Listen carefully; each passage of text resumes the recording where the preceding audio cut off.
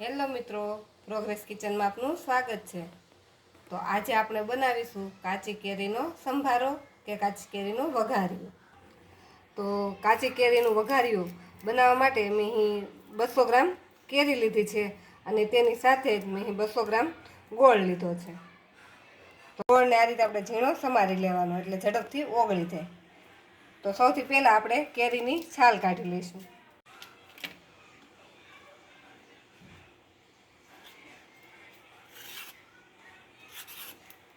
આ રીતે છરીથી ઉપરથી જેટલી છાલ નીકળે તેટલી આપણે કાઢી લેવાની। આ રીતે આપણે કેરીની છાલ ઉતારી લીધી છે। હવે તેમાંથી આપણે પીસ કરવાના છે।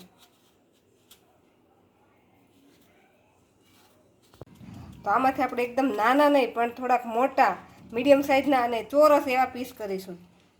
કેમ કે આમ મોટી સાઇઝને પતલા પતલા નહીં કરવાના, પણ આ રીતે ચોરસ જેવા પીસ થાય તેવા પીસ કરીશું। નાની છાલ આપણે એટલા માટે જ કાઢી નાખવાની કે જો છાલ નહીં કાઢીએ તો જે કેરીનો અંદરનો ભાગ છે એ એકદમ સોફ્ટ થઈ જશે અને છાલ કડક રહી જશે। તો કેરીને મેં આ રીતે ચોરસ પીસમાં કટ કરી લીધી છે।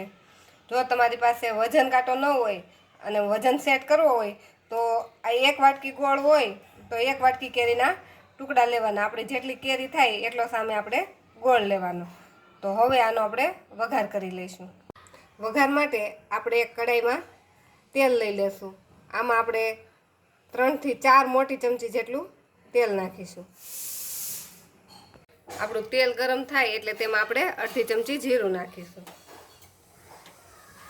અને તેની સાથે જ મેં અહીં સૂકા મસાલા લીધા છે।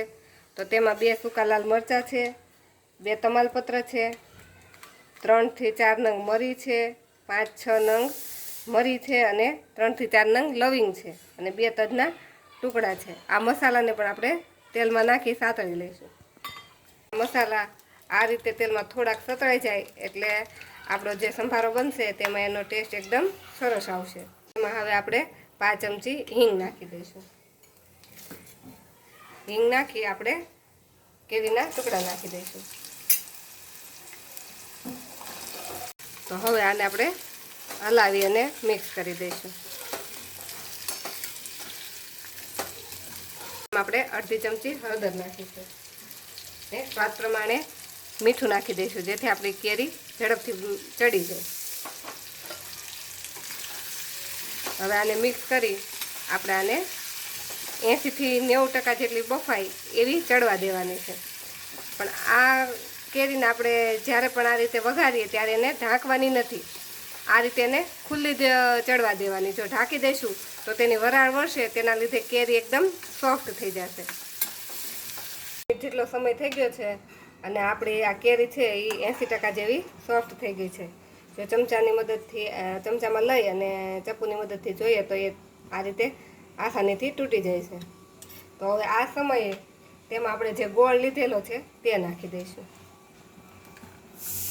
હવે આપણે ગેસની ફ્લેમને ધીમી રાખીશું, કેમ કે જો આપણે ગેસ એકદમ ફૂલ રાખીશું તો આ ગોળ કાળો થઈ જશે અને આપણો જે સંભારો બનશે તે થોડો કાળા કલર જેવો બનશે।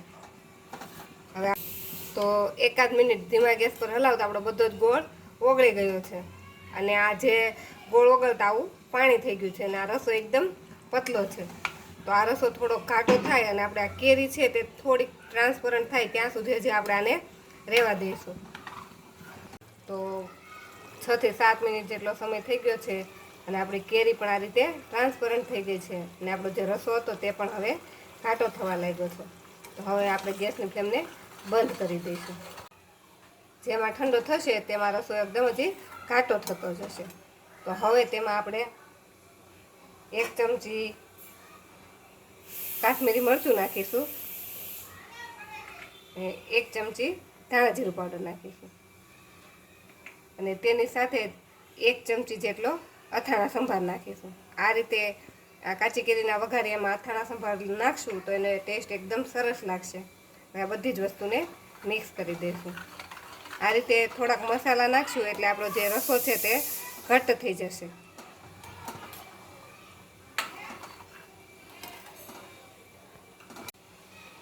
તો એકદમ ટેસ્ટી ખાટું મીઠું અને ચટપટું એવું આપણું કાચી કેરીનું વઘાર્યું બનીને રેડી થઈ ગયું છે. આ વઘારીને તમે શાકની જગ્યાએ પણ ખાઈ શકો છો. આ વઘાર્યું રોટલી, ભાખરી, પરોઠા ગમે તેની સાથે તમે સર્વ કરી શકો છો.